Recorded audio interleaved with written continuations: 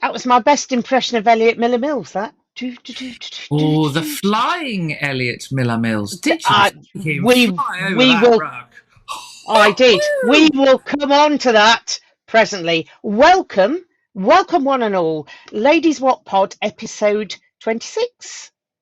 26. And what an episode! What a weekend we have had, one way or another. Some of it brilliant, some of it not so brilliant, some of it very impressive, I have to say. We've been to Dublin. We would have podded sooner, but we came back from Dublin at various times, and I've been doing things with Morris dancers this afternoon, and that came out wrong. I play a musical instrument for a team of Morris dancers. Yeah. I think I've heard the first. Okay. Anyway, so for those who are new to us, welcome aboard. I am Liz Saunders, and I am just basically a rugby busybody who's been following Saints for a long time and rugby even longer. And I live in what has been today quite sunny South Northants, I think. And you are? I am Claire Jones. I've got no idea what it was like in Cambridge today because I've been battling my way back from Dublin. Battling my way back from Dublin through the thunderstorms around Heathrow, which kept us busy. And I live in the on the edge of the fens in Cambridgeshire, and like Liz, I've been supporting Saints for many a year, and of course, I'm the lady in the red hat with a camera stuck to her face, and it was a busy camera this weekend, which we'll talk about during the pod, because yes, we were at the semi-final of the Investec Champions Cup. When you think, well, let's peel back to last season when we. Oh Lord! When we had La Rochelle and Munster, and all very depressing and miserable. And did we even pick up a point in Europe? I think we might have managed a point, or two. But yeah, it was really fairly. Our European tour was grim. Great weekends, really grim. So we went up to Glasgow all those months ago on a very, very wet December Friday night. It was December, wasn't it? Yeah, it was December. It was. It was very wet, and it was definitely a Friday night.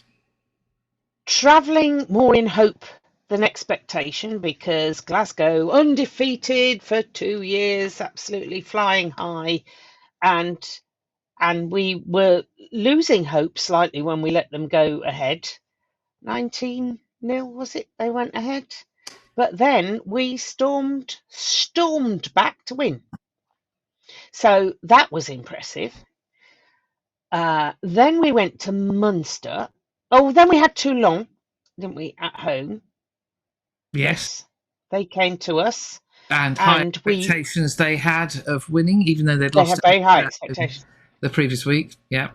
So Ribeye was back with no damn bigger. Oh yes, with a point to prove, apparently, because he wanted to win things. That's aged well.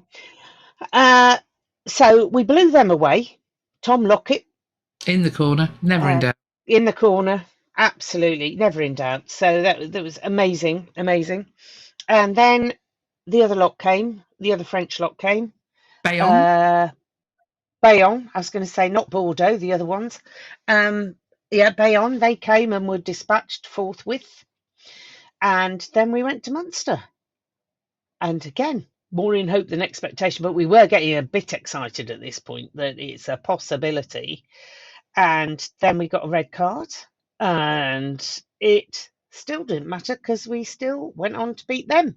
Yeah. That was so exciting. So there we were with our most successful European campaign for some years, and then we had to do the new round, the new knockout round, the last 16, the quarter-finals. Would they be 8 finals? I don't know. I'm not very good at doing that sort of sums.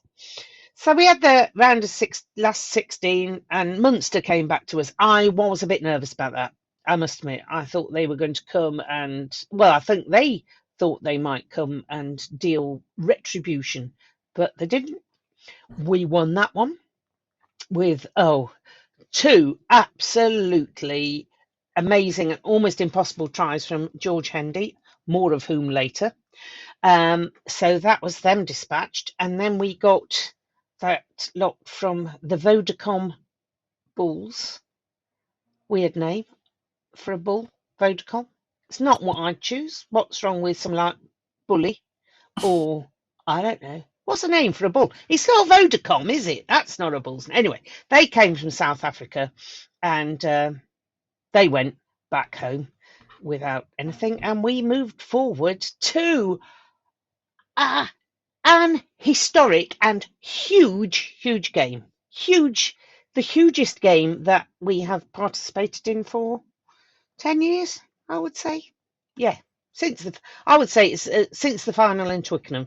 That's how huge it was, because not only was it Leinster, well-known European side, it was their European side as well, not their URC side who'd just been to South Africa, where I think only two of the side who turned up on Saturday had actually been in South Africa the previous 2 weeks. But it was also in Croke Park. Now that's such an honour to be an English club to play in Croke Park, and yeah, a difficult one to get your head around the history of it all, really. But it was amazing place. So that's the scene. So we're all set to go to Dublin, and we're all going at different times, different places. You went on the Thursday. I was doing a poll clock on Thursday. I was exhausted. I had to be there. I'm pointing because it was in my village, fortunately, at 6:30 in the morning. Fortunately, just down the road, so that was all right. But didn't get home till 11. I was at night, not in the morning, at night. So that was a long day. Then I had to get up early because it was my first episode of Media Tartary, because I was on Radio Northampton at just after 8:00 in the morning. So that was fun. Just made me sound like I only go for the beer to these things, which isn't true. It's not only for the beer. The beer is included in the whole thing. And then Friday, we flew out later to join you, although we didn't join you because we stayed in town. Then Saturday, Mrs. J. How did your Saturday start? What did you do? Well, you were being like full-on tourist, weren't you? I was being full-on tourist. Yeah, we done none of this starting on Saturday malarkey. We started the way we meant to go on. So we headed into the city on Friday and did the whole Guinness experience thing, which I heartily recommend. Really, really, really good. Dr. Jones availed himself of a couple of pints. I tried Guinness Zero, which was very nice.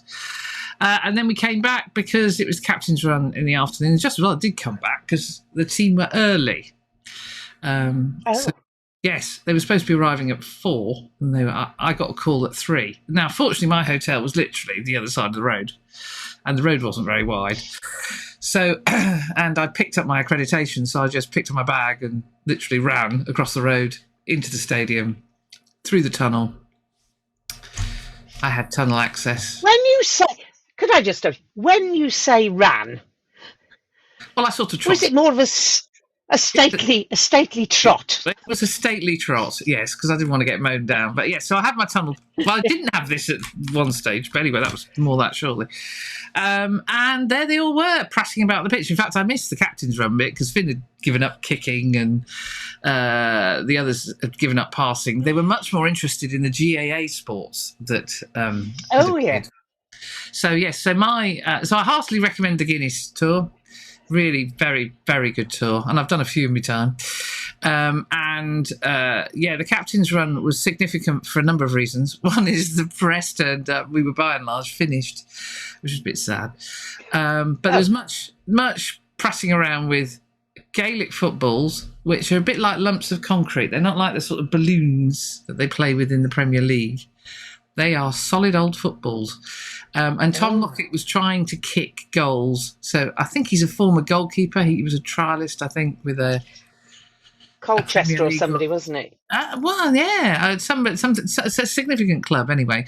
So as an ex-goalkeeper, he was trying to, launch this thing over the bar. And several of the S&C guys, Kira Ruddy was looking somewhat nervous about his hamstrings. Yes. So, or just his ankles and just his foot being shattered. But, yeah, exactly. And the Hurleys, well, they're, effectively we just armed most of the team.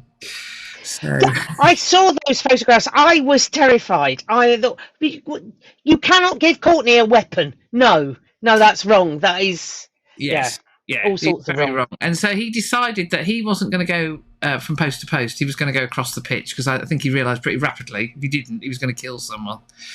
So he did get the hang of it. Fremo, not less so. Giano, nowhere. Absolutely nowhere.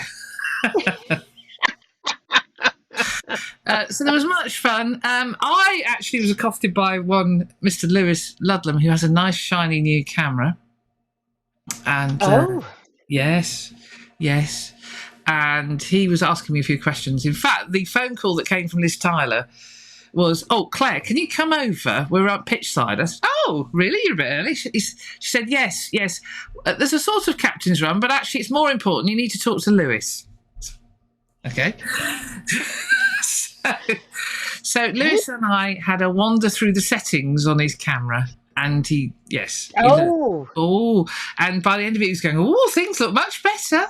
That's good, right? Okay. Oh, it's in focus now. That sort of thing. Well, that was one of the challenges. We were focusing on everything except what we wanted at the start.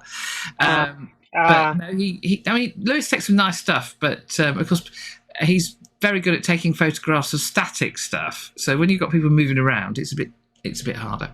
A bit different. Yeah. So, had a lot of fun with Lewis's camera. And, it was a chance for them to acclimatise themselves to the ground because, as everyone would have seen either on television or there, it is a remarkable place. It's huge. In some ways, it's a bit old-fashioned. Yes. Yeah, a bit old school, particularly at what's called Hill 16, which has only recently been called Hill 16. Oh. It's changed names several times. It is the significant area where the events of 1920 took place, but it's been rebuilt and renamed and all sorts of stuff has happened since. But yes, but the thing that made me a bit sad was because effectively people were in a cage, and I find cages... I find cages somewhat unnerving as a supporter. Yeah. I found that a bit... a cage with perspex... Now, I don't know whether they were trying to protect the crowd, but at the other end they weren't. So. Yes. I was mystified by that. Sport-related rather than crowd-related, but I found the whole fencing... It's crowd-related. Apparently, the taxi driver who took us back to the airport on Sunday morning was saying, the crowd on Hill 16. Well, put it this way, you wouldn't want to meet any of them not even on a dark night. I just wouldn't want to meet any of them. Basically. Oh, okay, all right. Well, that might explain it then. But I found it really quite unnerving that bit. Other than that, but I have to say, the staff at Croke Park were brilliant, utterly brilliant. Everyone was really helpful. Oh, hello. Was somebody not? No. Special mention to staff at Croke Park. Standout. Oh, yeah.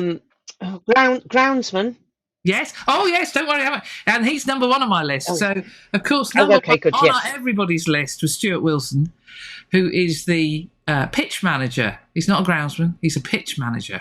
Pitch manager. Ooh, manager. Okay.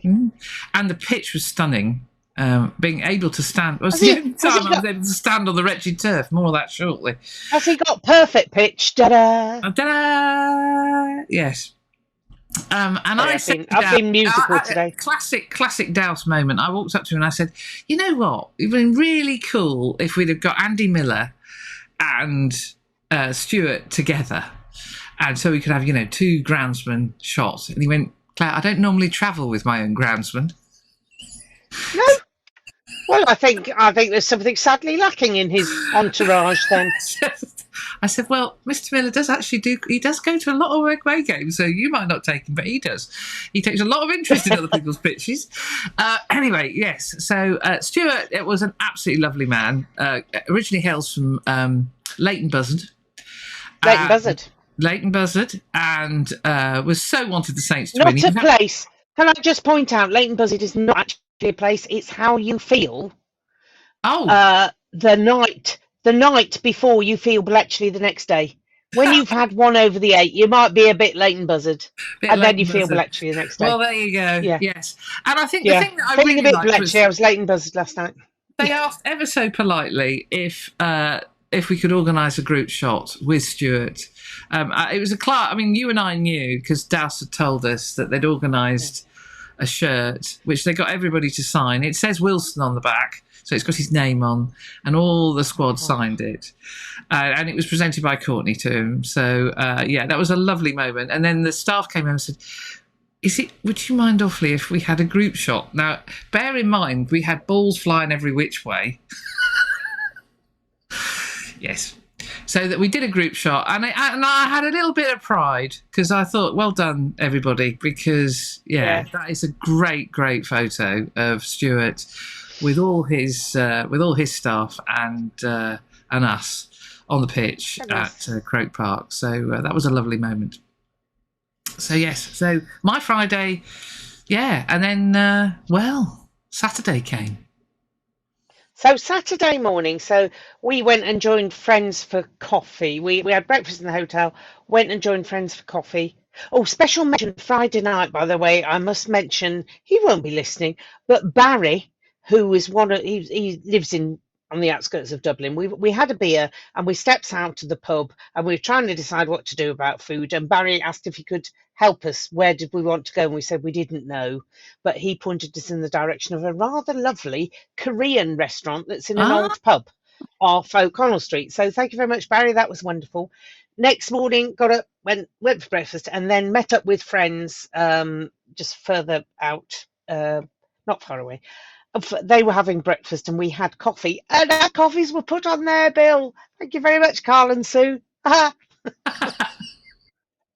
was good. Then we all wandered back into town and we mooching about, and I was giving them a history lesson whether they wanted one or not, pointing out the GPO. And as we're standing where I'm pointing out the GPO, we stumbled upon Graham and Lenny. And then as we're standing talking to Graham and Lenny, the Joneses hoved into view. Well, dear listeners, they did try and pretend they didn't know us for a while, but we were not having any of that. I protest. I think they were. I protest. Now, we just had a morning of culture, thank you very much. We'd done 2 cathedrals. We were very confused. We'd done 2 cathedrals and found that we thought one was Catholic and one was Protestant. We found they were both Protestants. So it was like, and they're both about 5 minutes away from each other. So, a bit confusing. And we never did get to the Catholic cathedral. So that's another thing to go back to. Then we went to the GPO. And I've always wanted to visit the GPO museum, which is very good. Mind you, there are only so many words you can hear from the same 5 Irish historians on various videos, and you're starting to lose the will. And unfortunately, it is a story I know pretty well, but I was more interested in the artefacts, which were fascinating. There's some really interesting stuff. We're online again. Hello, Liz. You're back. Hello again. You've got your glasses on now. Continuity error. Continuity. That's going to be a nightmare. Oh, dear me. Don't worry. Yes. And you're also a bit lower. You've gone down in the world. I haven't. I don't think this chair can sink any lower. You're back. I was long. And you were accusing me of ignoring you. I was. You 2 came out of the GPO having been culture vultures, and we were all just standing around on the pavement, looking like, I don't know what we looked like really, right rag bag of assorted fellows. And we went Joneses, and you were looking everywhere other than at us, and pretending you couldn't hear. You'd obviously got your new hearing aids. Now that I have my new, I was going to say they were tuned not to hear anybody you knew at that point. No, yes. Yeah, that's what I thought. No, you can't not hear me when I shout. No, we did hear you. So we had. Yeah, you see, so you chose to ignore us. No, we did hear you.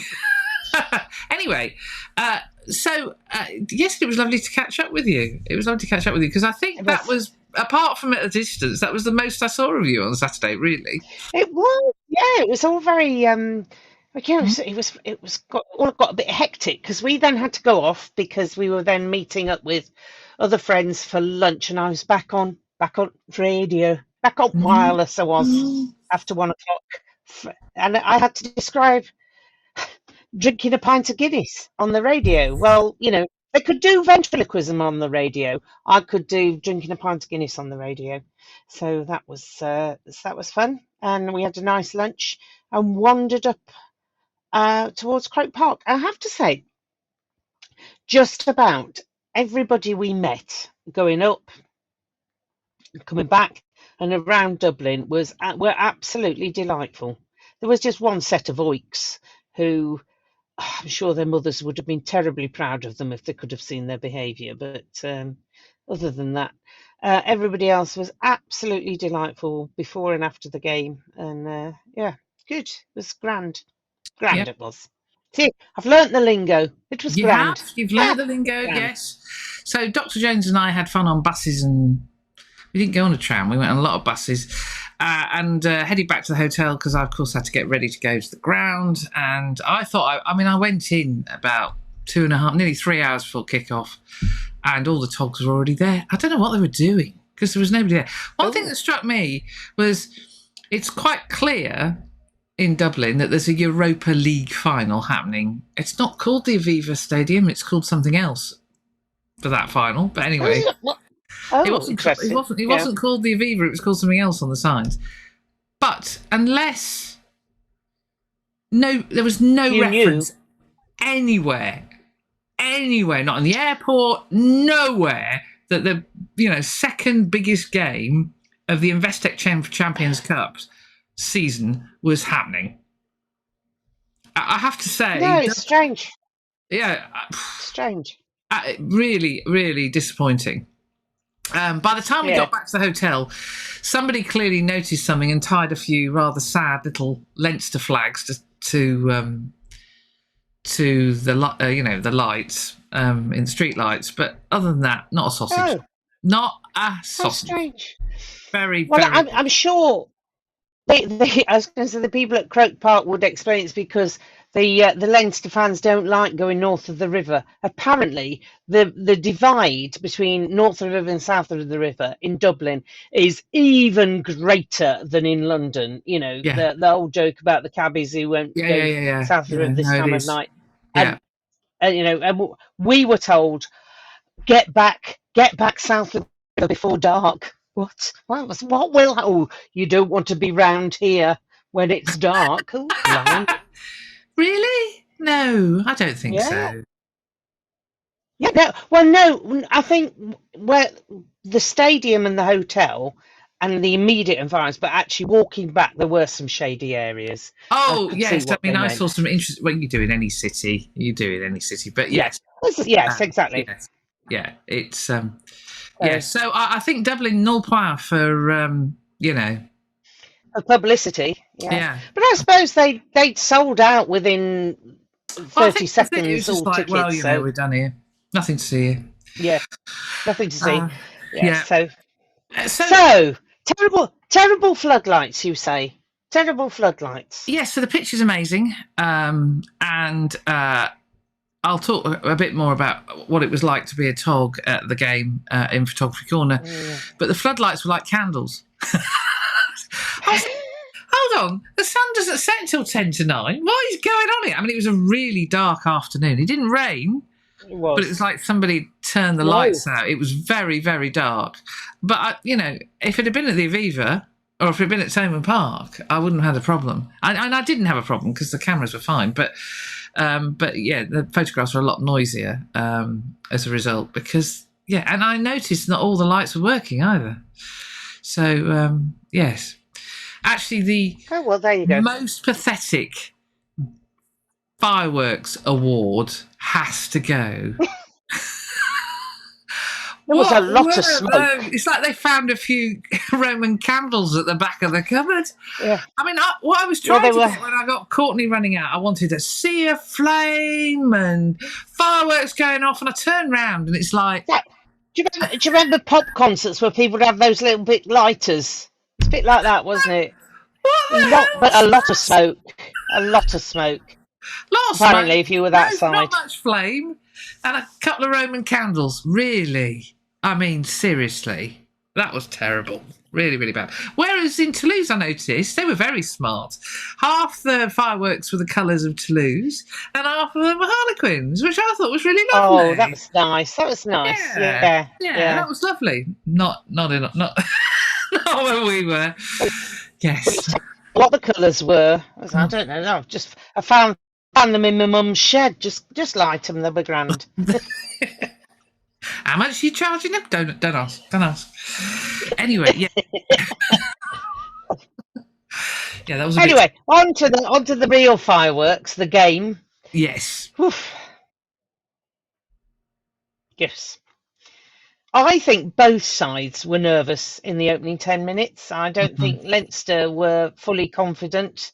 I think the playing at Croke Park got to them a bit as well. Mitch made some really un-Mitch-like mistakes. But that first half, once they'd settled, Leinster just came at us and just breathe. It was just unrelenting. They were so fast. They were so fast. Anyone could think they may possibly have been offside, but they're a very fast team. No.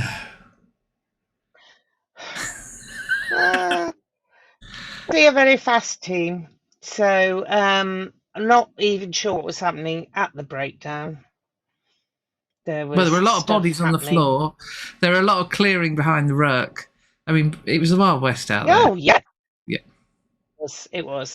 And they were playing to Mathieu better than we were, which was a bit shame. But yeah. But I thought I wasn't overly pessimistic because I felt a bit like in that Leicester game, in the last 5 or 10 minutes of the first half, we were beginning to make a few forays. It was, we were working out what to do. So I went at half time. Oh, yes. Now, we had chosen tickets 1 and 2 of a row, which you would think, would you not? They were on the end of a row. We're on the end of a row. You'd think, wouldn't you?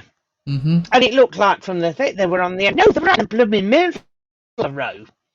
So it's going to make strategic going to the loo rather difficult. So my plan was I'll get out at half time and go, and I needed to get some water.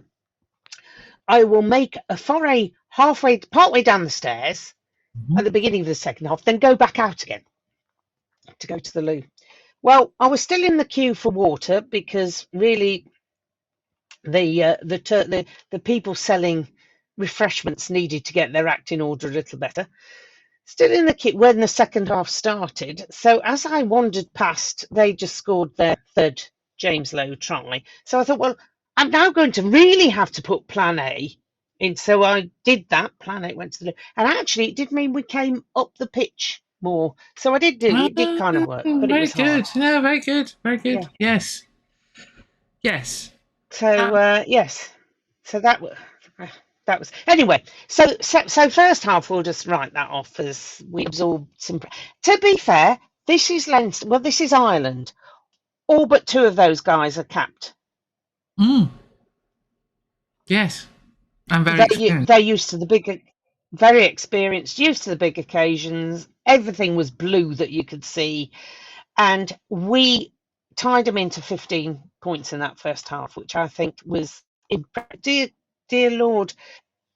Last season we'd have been lucky to tie them into 15 points 15 minutes, let alone another. Oh, it would have been a cricket score. So let's look at how far we have come. And in fact, at other times when we've been to Leinster and played them in the Aviva, it's been a point a minute, hasn't it? So that was immense. Still within touching distance, even when they went up 20 points to 3. I'm still thinking, no, something's going to happen, and it did, and it was absolutely it worked. And a little bit of magic from the Ginger Ninja, who chipped to himself and scored. Yeah, brilliant. Yeah, absolutely brilliant. Yeah, superb. Talk about the top 2 inches. The rugby brain there was immense from him. Yeah, so that beautifully was from the touchline. Oh gosh, yeah, because your man from Leinster was not having a good day with the boot, was he? Is he Byrne? He's one of the. Well, I think he has been. Has he been capped? Anyway, whatever his name was. No.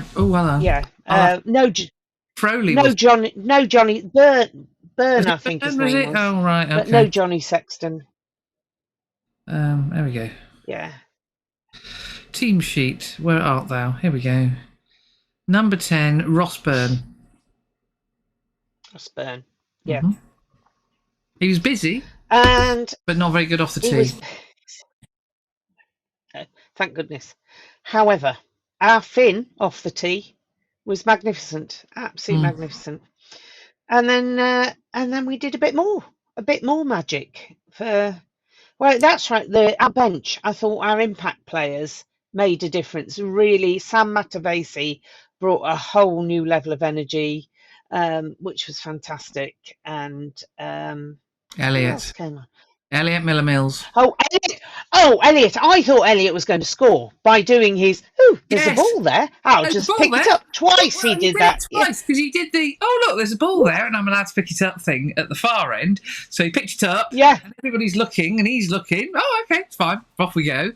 And then down the pitch we go. And then, of course, literally in front of the posts, he sees the ball again, picks it up. And jumps a flying Mills, Elliot Miller Mills. A flying Elliot, yeah.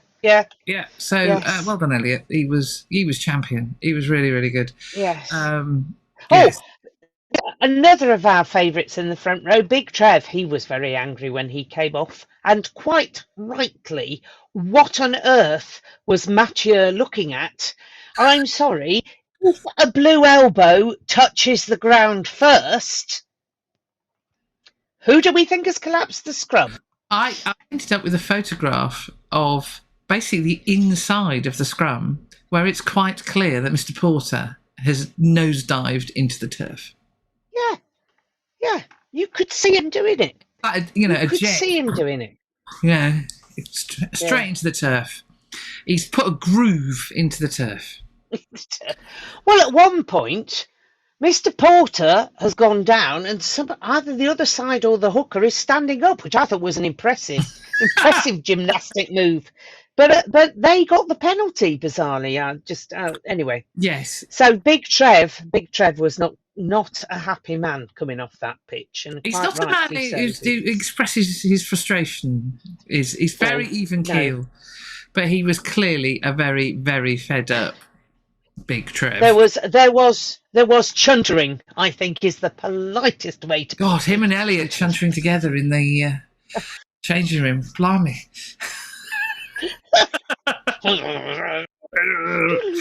One with a Scottish accent. No, actually, no. Elliot hasn't got a Scottish accent. He hasn't. No. Definitely hasn't. Yes. So then the second bit of magic with Thomas Seabrook. But Trocky, what a game he played. He has just got stronger and more of a blasted nuisance just as this whole campaign has gone on. What an amazing time he had. Yeah, he was utterly outstanding. Yeah. And that a chip ahead. He did a chip ahead. I know, right? But well, as you saw on the start of the pod. Yeah. In front of you. Yes. Yeah. Yes. No, Trocky was absolutely playing his heart out, and good on him. So, And then we thought it was game on. 2017, we thought it's game on. Didn't we? And then, of course, that last ruck where Tamo goes in on his own, and it's just a pile of bodies, and it could have gone either way. And Monsieur Reynal gives the penalty against us, which, whatever. Interestingly, having watched it back on the telly, bits of it, we did fast forward some bits, but the little Thatched Austin and Dilly Dallio were both saying that Reino got a lot of those calls wrong. And given that you don't feel either of them would spit on Saints if they were on fire, that if they're saying it's a wrong call, it really is a wrong call. So. It's very hard. We've talked about. We know that. We've talked about Monsieur Reynal. It must be incredibly hard.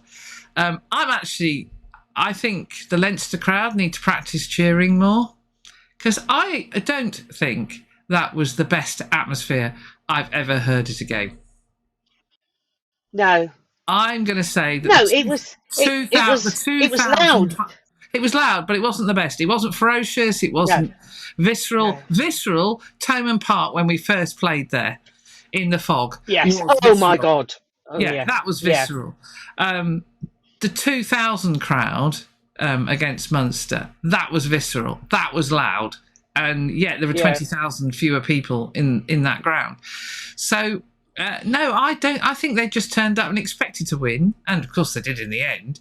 But I don't think they were all that. Yeah. I'm sorry, I've heard much louder noises elsewhere.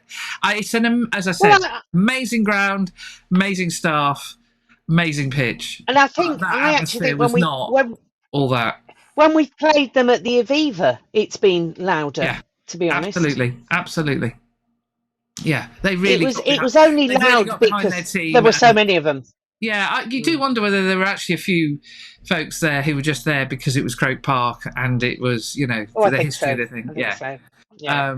So I although the received wisdom was it was the greatest crowd ever. No, it wasn't. It was the most. It was the most, but I have to say, you and I have heard the Clermont crowd going for it. Yes. Yeah. Yes. Yeah. Yeah. Yeah. Oh dear God! Somebody was saying, oh, it does. I have to say that when they were showing on the telly, and when we looked up at where Graham and Lenny were, right up on that top tier, and they showed you, Austin said that the producer keeps telling me to take a step back. I don't know why. It's a 400-foot drop. That's why. But we're saying about the stands at Clermont, how high and steep they are, and then bouncy for your Aveniers. And I had to come out. I had to go down this. I can't deal with this. I'm up a height and it's rocking. No, it's not happening. Yes, Dr. Jones about seeing the volcanoes move, not because they were actually moving, but because the stand was moving. Stand was moving. Yes, it was very. Anyway, so and Leinster fans around us were quite nervous in that last 5-10 minutes. Was it going to? Was it all going to happen again? Adam. Absolutely, we just left it. Yeah. A few minutes too late. My view is actually we'd have learnt absolutely loads. We didn't get hammered. We didn't, we'd have learnt loads. We're going to lose some key players at the end of the season, which I'm sure we'll talk about, in the coming weeks. But the youngsters in that team will have learnt absolutely bucket loads, and they won't let it happen again. They know what they have to do. No. Yeah, it's not going to surprise them. No. And I think having got that under their belt of experience, nothing is going to faze them again. And I think they were so upset, those boys. They were in tears. Of the game, they were in tears. But I think that is really talking to their children, where both the parent and the child, and we are talking grown many, but anyway, the parent and the child are in tears. I hated, absolutely hated. It was, but it was that's so good because they've addressed that bit. they've not tried to stiff up a little, depress that. So now it's moving on. We've channel that hurt and crack on, and yeah, we'll see what happens. So let's go and win the Premiership. Let's go. Yeah. And actually, even if we play like that, to play that badly in the first half and only be 3 points behind the Irish team, dear God, you could ask for more to us not play badly in the first half. But given that, it's just amazing, just incredible. Yeah, brilliant bunch. So, player of the match, Mrs. Jones. Who have you got in mind for it? Joanno. Yes, I think so. He wasn't phased right from the start. He was off. He was did not give a monkeys. He was just being trocky, and they didn't know how to deal with him. And if we'd have had a few more trockies, and it wouldn't have taken many more trockies. But I suppose no, one more. But I suppose the thing is with Trocky, the history is meaningless to him. It's not his guilt. Yeah, it's not his burden. It was just like, oh, okay, that's interesting. Yes, there you go. Worst things happen in South Africa. Let's crack on, sort of thing. So, but yeah, he was immense, and is just immense. So no, I think it was his best game, best ever. Yeah, that was the other thing. I wasn't expecting them to be in home shirts. I was wearing my away shirt. I really ought to talk to Kev at these games. I hate wearing the wrong shirt. It really annoys me. So anyway, yes. Sgt Wilson Award. Mitch. Moving on. Mitch. I thought Sgt Wilson himself could have got it actually at one point. Well, Mitch actually, we were under a bit of pressure. Although we were attacking, we were under a bit of pressure. And Mitch does his. He's just how he considered, sir. You know, and Matt is having a look round and pointing, and then and there's hand gestures towards the scrum. That's and scrum starts.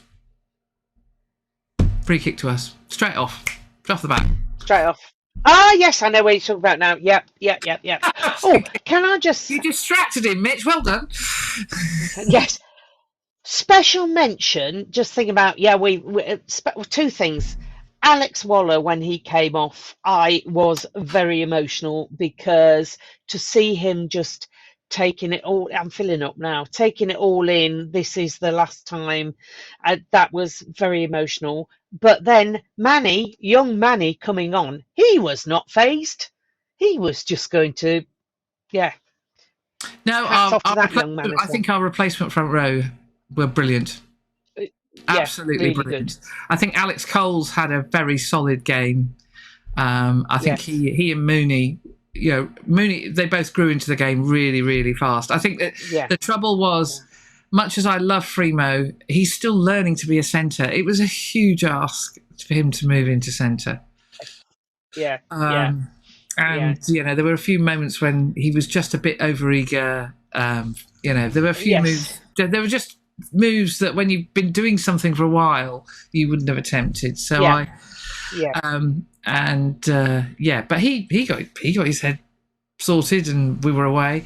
But it was.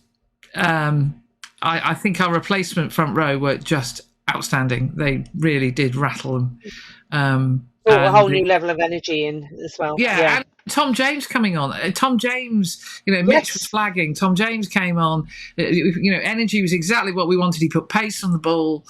One of the criticisms that he's had in the past is things slowed down. Well, he didn't slow down on Saturday. He was buzzing around. No. He was buzzing around. It was just like having another Mitch. Just like having another Mitch, really. Mitch had absolutely given everything out on the pitch. The tank was empty.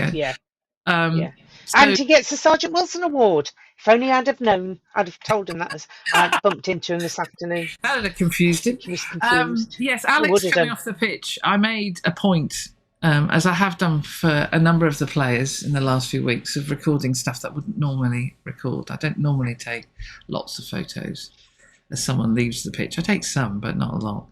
But you could see he was taking it all in. He realised that was his last Investec Champions Cup game for the Saints. And, he was probably hoping it wasn't, but he was taking it in, thinking, I think, probably. Just in case. Just in case. Yeah.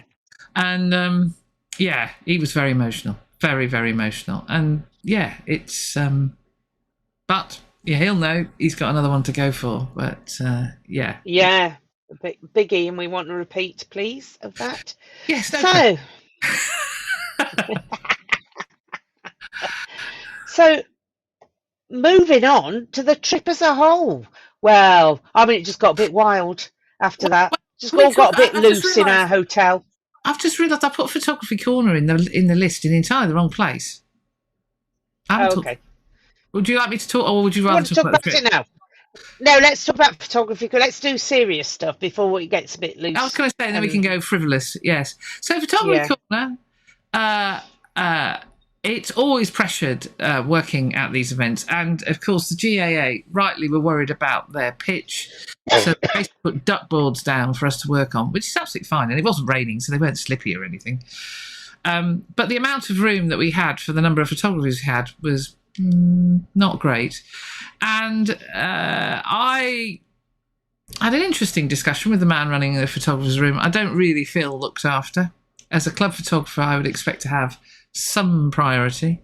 The event photographers who work for EPCR rightly had a priority. And I think the thing that I was most upset about, and I'm still upset about it now, is I was not allowed to go and photograph the huddle at the end of the game. But you always do. I always do, which I pointed out to him. I said, if you look at my catalogue for this season, I always win or lose, I always photograph the captain talking to the team, whoever the captain happens to be. Yeah. And basically I was just told no, which is why some of you would have noticed I was sat exactly where I've been all game at the end of the game, waiting for the lads to walk past me. And it was upsetting because I've been there throughout the season. It's my job to capture the story. And I don't feel I did it justice. I got the huddle from a distance, but I don't feel I did it justice, and it just didn't sit right with me. We could tell you weren't happy. Whereas you walked past us, we went, ooh, something's gone hot. Oh no, that's a bit of stompage going on there. We said. Yeah, I was. Yeah, I mean, I was upset obviously because we'd lost. I went and gave a couple of the players a hug. Because they were clearly upset, and I wanted to reassure them. As far as I was concerned, they'd done us proud in the brilliant goal because they had, and then I discovered, just to add to my humour, RTE had basically filled the gap between the stadium and the pitch, so there was no way I could get to the exit, and I thought, rude word in head. No way am I walking all the way around the edge of the pitch to get back to my corner. And I thought, I haven't been able to use this so far, tunnel access. Tunnel access has been absolutely meaningless. You know what? I'm walking down the bloody tunnel. So I did, to get out the ground. Good. And then I had a very surreal conversation with a man who wanted to send me up to the second floor on the lift. Because I said, which door is it for the exit? Why? I said, oh, well, you want to go in the lift and go up to the second floor? I went, no, I haven't been in the lift all day. Oh, no, that's where you want to go. I thought, oh, okay, I'll go with you. And then, of course, I walked towards the lift and looked to my right, and there was the exit, and I just sort of scuttled away. Yes. It was basically 3 Saints photographers and 17 Leinster supporting ones. So yeah, it was a funny old day, but you have to expect it when you're effectively an away game at a big semi. Yes. It's the way it is. Yeah. And I got some stuff. I don't know. I don't think. I think there was better stuff. Yeah, I wasn't sat where I wanted to sit. So yeah, it was hard work, but fun sitting next to Dave and having a chat with Dave. So it was great. And you did get us. You did get all of us. Yeah. I got lots of you celebrating. You know, when Hendo went for his try-up, you went. And when Trocky chipped ahead, you were off. That set you going. So yeah, I did. Oh, and I did actually. I win the award for the only decent photographs of the mascot race. And you know, EPCR Get over yourselves. It was not a sodding draw. You couldn't even let us win that. Yeah. Yes. That sodding lion, arrogant. He was was it me? Or was that lion really annoying? I mean, he wasn't even funny. He was really annoying. Mascots. No. I love mascots that are funny. He was just annoying. And so, he sets off and just hurtles off down the other end. Bernie actually follows the rules, picks the ball up, comes back, scores a try. Yeah. Apparently it's a draw. What? Anyway, I got some that lion kept with his ears doing flapping. roly-polies. How brilliant. So, do you remember when Bernie had a fight with a Gwent dragon? That was one of my highlights of Berniedom. Yeah, he's also knocked over a camel in the past. Yes, if you remember in the days when the... Yes, he has. Yes. Yes, the camel when Saris had a camel. So Bernie knocked him over. They stopped all the mascots travelling because it was all getting a bit serious. So I was surprised to hear that Bernie was actually in a race. But anyway... It reminded me many years ago. I was at a Gaelic Highland Games, in Scotland at Crieff. Not Corby. No, not Corby. Crieff. Okay. Crieff holds the honour of having the heaviest caber in the country, and they leave it in the river for about 3 months for it to soak all the water in or whatever. Anyway, they have one of the heavyweight divisions that goes on tour during the summer. And this Englishman who was laying waste to the locals and various Eastern European gentlemen who were partaking in this thing. The idea with tossing the caber isn't how far you can throw it, it's how close it is to 12 o'clock. So the idea is it goes end over end. Oh, right. And you try and get it to 12 o'clock. Yeah. Right, so this guy... absolutely launches this thing and the crowd goes quiet because it's 12 o'clock and at stake is the committee's £1,000. Oh, £1,000. Which is a great player. Whoever gets it close, you have to, if you hit 12 o'clock, you get £1,000. Well, the fact the crowd went quiet. That the committee fainted. And various members of the committee had smelling salts. Anyway, they went and had a look, and they came back and went, 12:05. There was no way an Englishman was going to get that £1,000 off that committee. And I felt we had a bit of that going on with the mascots race on Saturday. Yeah, I think so. Yeah, I think so. Anyway, well done to Bernie. You won, and I got the photographs of you going over the winning line, so well done. Very good. Yes. Yeah. Yes, and the young chap concerned who was in the suit on there. What? No! Stop! Here he is, kids. His friend, Bernie's friend, has photographs of the event, so he's very happy. Good. Yes. Good. That's lovely. For Bernie to put up in his kennel. Photographer's corner. I don't have to worry about Tottenham Hotspur Stadium, which is a bit sad because I was looking forward to it, and I know they've got decent floodlights there. But good luck to everybody who is working there. Lots of militant French photographers, Dave Rogers, and lots of militant Irish photographers. That'll be fun. Dave Rogers. Somewhere in the middle is Dave. Bless him. And the rest of us have got a week off. So, yes.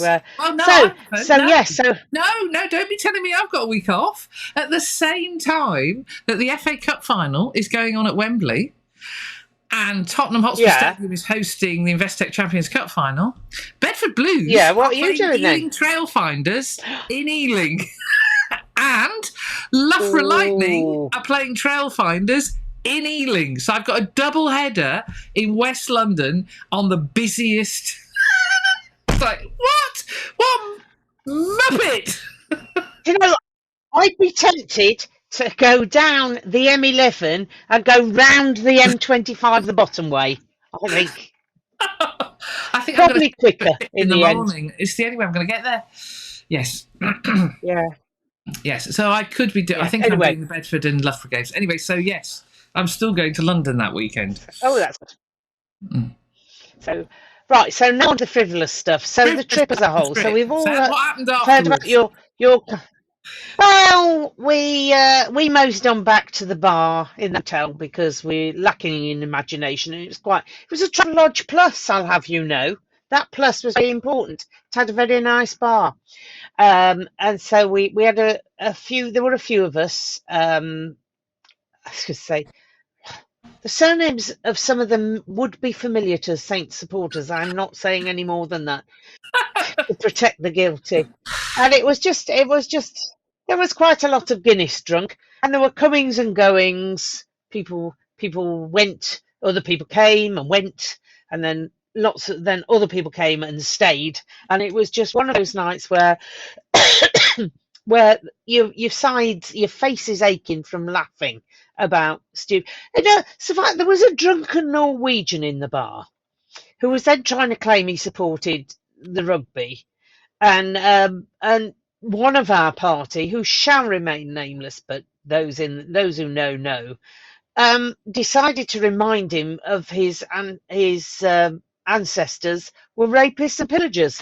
We were all just going, no, please do not pick a fight with the Vikings. Don't take on the Vikings. And they didn't have horns on their helmets. Anyway, yes. Oh, well, that was another bit, you see. There was Vikings stuff going on because earlier in the morning when we'd been walking with these friends up back towards O'Connell Street, there was those amphibious bus things, duck buses, whatever they're called. Yes. Yeah.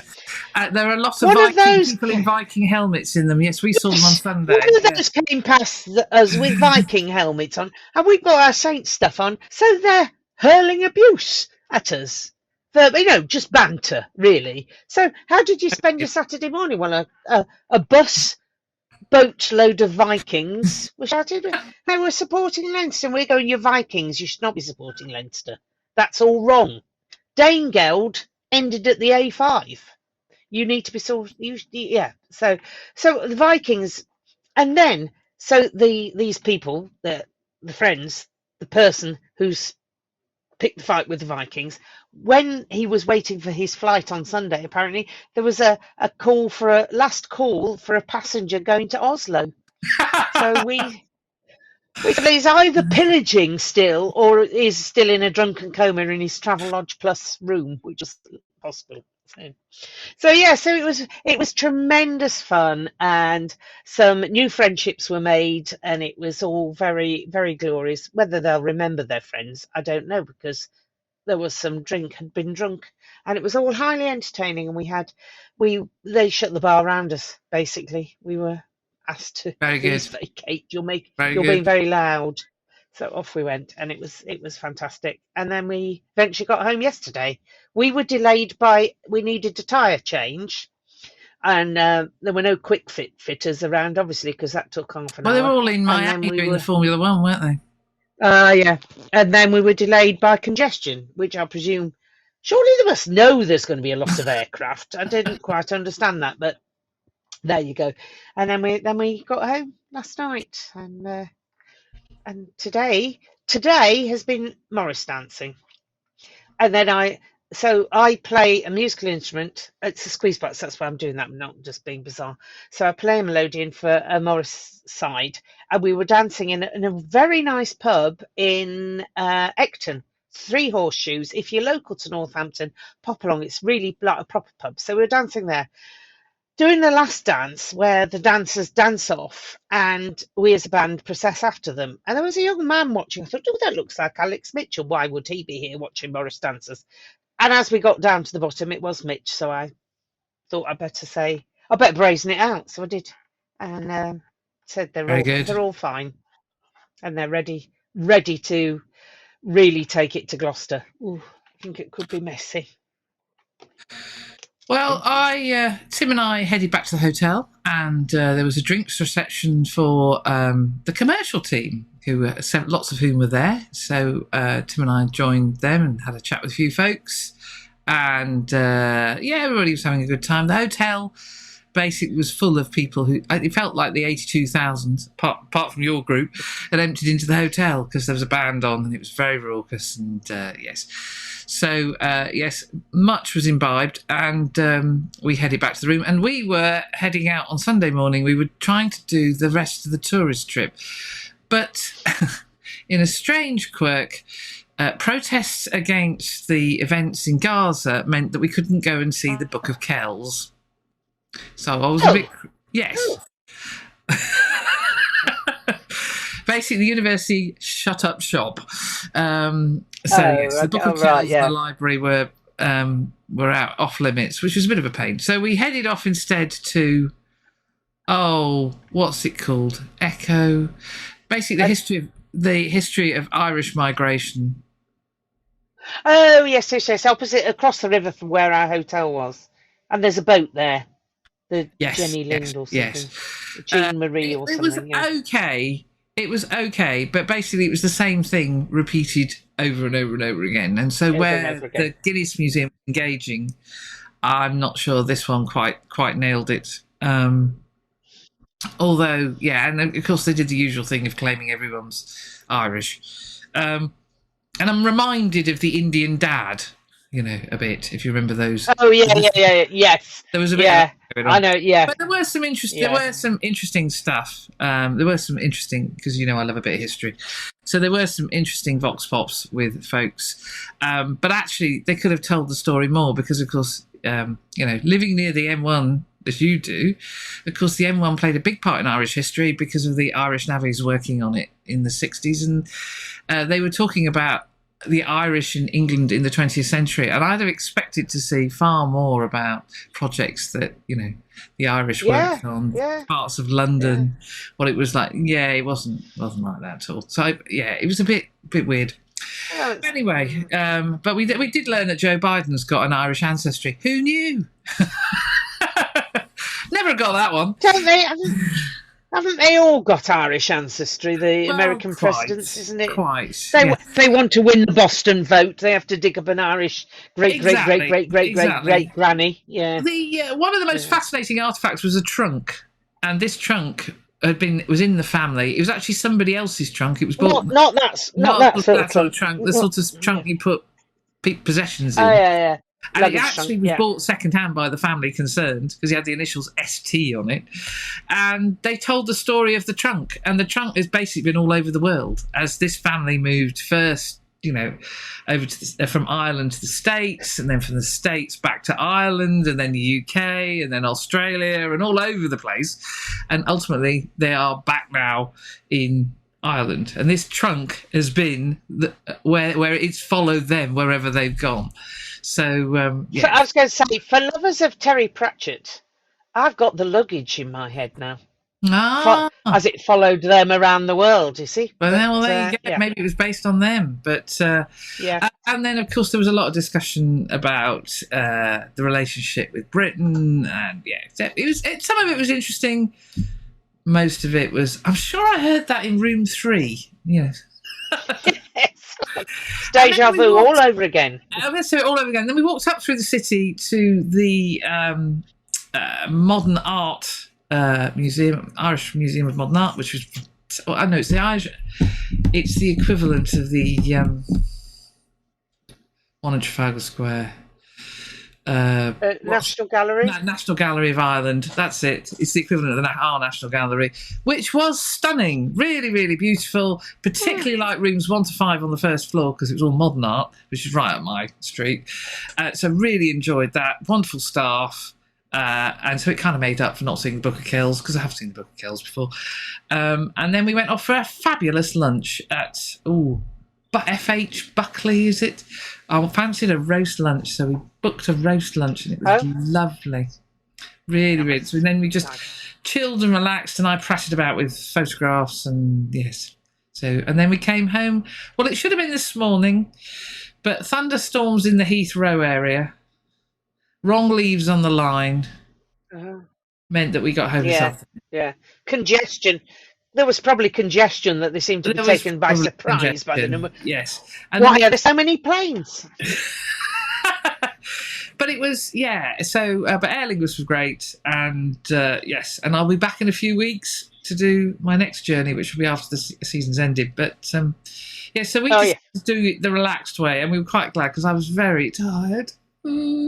So it was quite nice not rushing off to an airport and jumping on a plane. It was quite nice doing it.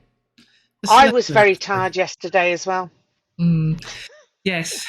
Well, I must admit my eyes were incredibly sore because you're working. As I say, the lighting was just not great when you're having to really peer into the gloom. It's pretty hard work, but anyway, it worked all right, and hopefully now we're back at the Gardens this weekend. We can get cracking. There's one match I forgot to mention. We haven't mentioned. I did shoot England Deaf versus Wales Deaf after the last pod.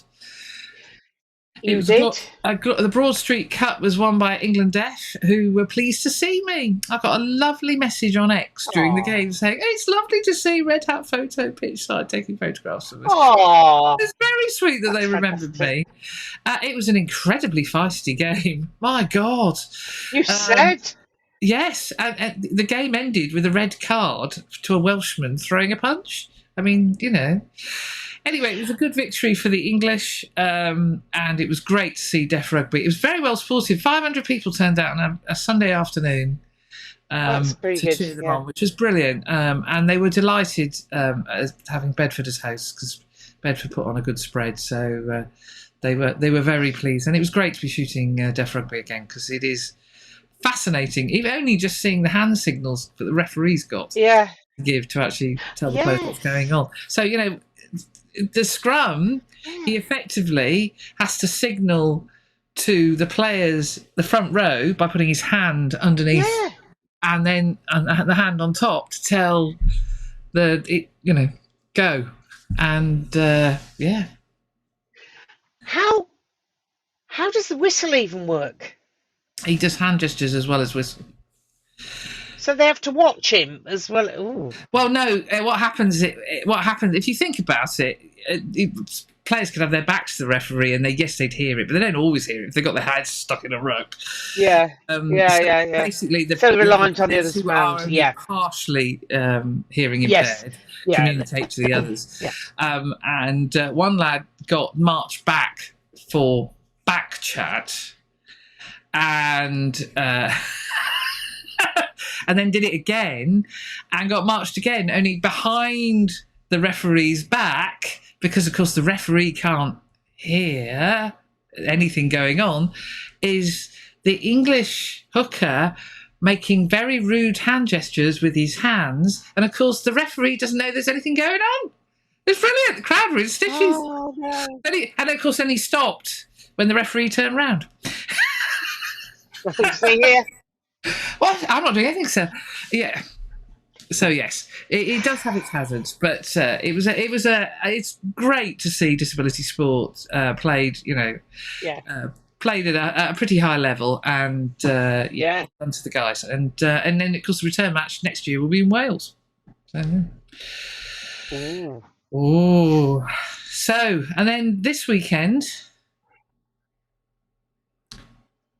Yeah. Here we go. The running. Yeah. So, yes, I think we need to get it out of our system. We need to... I wouldn't be surprised if there are a few sore bodies that might need to be rested this weekend, because there's a few people who were sore. Interestingly, when at training, it'd be interesting to see if we've got any people coming back, like Ollie, for instance. Will he have got through his HIA return to play protocol? Yes. Berger was running around like a spring chicken trying to prove to everybody he was fine. Yes. So is he coming back? Has he shown a level of fitness? Tom Pearson, is he? Are they going to get rid of that niggling problem that he's had, the soft tissue problem? Yeah. And Hutch. And of course, Lewis, the photographer. Is Lewis's shoulder going to sort itself out? So it might be we don't get everybody back, because I think the trip to Bath is going to be as important. It might be a balance to be shown there.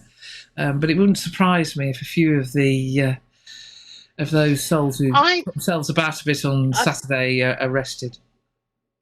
If we get the 5 points, I've not done the maths. No, we need a point. We need a point from Bath if we get the 5 points. Okay, Dr. Jones's considered maths, but bear in mind he's barely, conscious after the weekend's affairs because he's very tired. Guinness's profits are going to show remarkable uptick if they weren't. Because obviously Saracens. Because Saracens play Bristol, don't they, this weekend? Yeah. Yes. Harlequins, who have they got? They're playing Exeter, so that doesn't really impact. Bath are playing Newcastle. Up there? Up there. Must be up there. Yes, because they're back at their place the following week, yes. Yeah. So, yeah.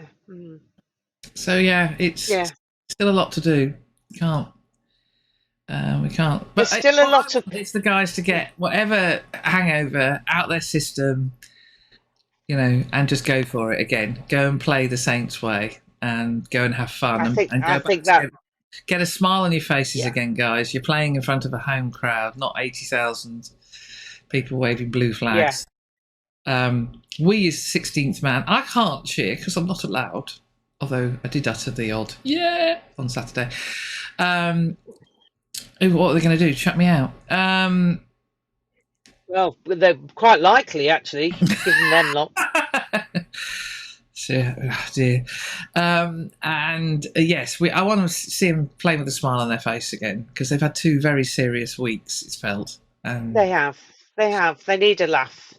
They need a laugh. They need to, they need to engage with, be back with friends, which they will be at the Gardens. And, they were getting a lot of love. I could hear you guys, not just you guys. I could hear when the Saints came up in pitch side. You could hear it.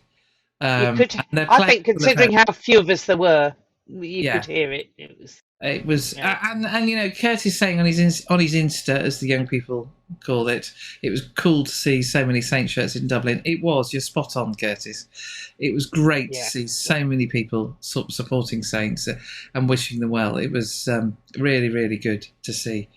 And well done to everybody who managed to get over there by plane or boat or rowing boats or all sorts. And the people coming back, from Chicago via London, via whatever. All sorts of things going on, wasn't it? Yeah, there were. Great. It was great. It was absolutely great to see. So it's back to the Gardens this week. I can't wait. Back to the Gardens. You'll be haloing, I'm assuming. Yeah, happy to help. Yes, Dr. Jones is looking forward to it.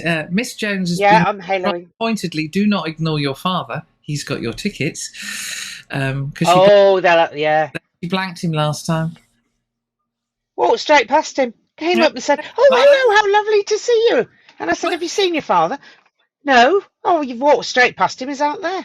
It's a tall bloke in the gold high vis." Gold high vis, yes. You met him a few times, Yes. That was quite funny. That was. Yeah. So Miss J will be there, which is great, and with other half in. Well, no, I say in tow. He's a very keen Saints supporter now, so not in tow at all. Because you've worn him down. Well, no, he didn't take much wearing down, to be honest. So yes, and then I believe we've got the lever. I don't know what the arrangements are. One of the things I'm hoping to talk to the media team about this week is. I think we're doing our end of season. We're doing our end of season. We are, because the supporters club is doing their presentation, and it's going to be everybody has to stay in the stands and watch it on the big screen, basically, because they can't go on the pitch in case we get a home semi. No small hens are being counted at this point. It is just an in case. Well, and also there is a game on Sunday. There is a game on Sunday with Loughborough. So yes, so the women deserve a high quality pitch as well as the men. They do. So so unfortunately, it means the kids running around on the pitch end of season bit can't happen, which I know everyone will be disappointed by, but It's all in a good cause. All in a great indeed. Cause. It is indeed. So yes, so the other thing, I was going to say, in other supporters club news, we will be having our AGM, I think, in June, because we don't want to leave it till the pre-season, because people have forgotten what rugby's all about. We want to strike while the iron's hot. We would like new committee members, please. We think we're getting the supporters club up running, doing stuff like the volunteering opportunities, like the buses, getting the players on the buses.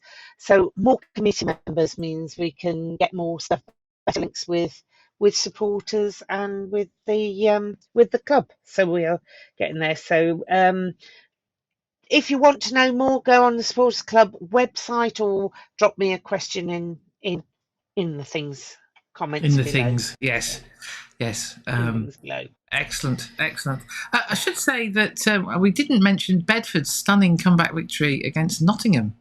We didn't know. Yes, Lewis Grimaldi put one over to seal it for the Blues, and there's this amazing little bit of footage of he looks about 6 or 7 years old in the stands, jumping up and down like a mad thing. Bless him, little lad. So those that say that Championship rugby doesn't mean anything, watch that little lad. Oh. Absolutely. Absolutely made up that his team came back to win. The build up to it was Alex Wolford scoring a fantastic try. One of those. By the time he's probably in the bar, he'll have run from the top of the hill. If it was a metre, we were doing well at the far end.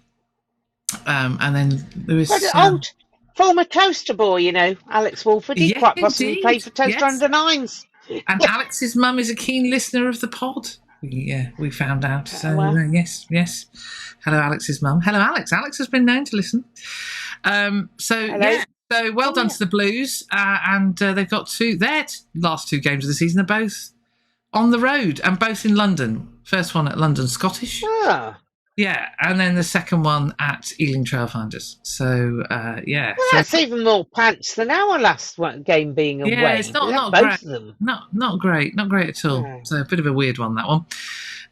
So they're off. That's it. And then on Sunday, it's Loughborough against Gloucester Hartpury, who are they're the current champion. So yeah.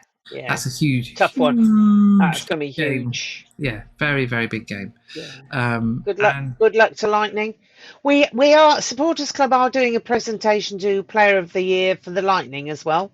Yeah, I know who it is, but I couldn't possibly tell you. So that's excellent. Excellent. Very exciting. Very exciting. And for those regular listeners, we are already planning next season. We are. We have something. Preview show is planned. Our sleeve. We're going on tour. Yes, that's going to be very interesting. Yeah, and having cooperative working with other media. Oh yes. Well, it was their idea. That's all I'm saying. It's their idea. Yes. Yeah. Yes. Yeah. Well, started with my idea, but they came up with the final idea. It grew a bit from there. It grew a bit, yes. Excellent. So we will regroup after. Yes. Well, we'll regroup on Saturday and do things, but then the pod will regroup next week sometime. I'm in Newcastle from now on. Well, not from. I mean tomorrow. I'm not going now, obviously. Tomorrow morning, I'm going up to Newcastle to do a singing workshop. Oh, so for those of you who are familiar with folk singers, it's with the Unthanked Singers. Ooh. Sisters. They are sisters who are singers. So that's who I'm doing that. So that should be fun. I'm hopefully training on Thursday. So I'm doing training on Thursday. Back out with the cameras. I was lucky enough to go with Claire to training last Tuesday, and it was all very nice and sunny. But I had a serious fangirl moment. Oh my goodness me. I was quite overcome because this man walked towards me and I thought, he looks fake. Oh my goodness me, it's Kevin Sinfield. I had to move away. It was appalling. You were dribbling. I was. It was just utterly appalling. He's just He's just so lovely, isn't he? Isn't he lovely? Charming, utterly charming. Watching what was going on. No, he was utterly charming. And so that was You were definitely a fangirl. You were definitely a fangirl. So yeah, I'm back out with the cameras. I don't know whether I'm pitch 2 or in the stadium. You never know. It's all very exciting. You never know. You never know. Well, have fun. Yeah, we'll do. And really we looking will forward to it. Speak to you all next week. Indeed. Gird your loins, everybody. It's not over till it's over. We've got to be, 16th man on Saturday, or woman. Or woman, or small person. Or Bernie. Person. Yes. Let's get behind them and let's get them over the line because they're a fabulous bunch. Yes. Right. Thank you. See you next week. Bye. Bye, everybody.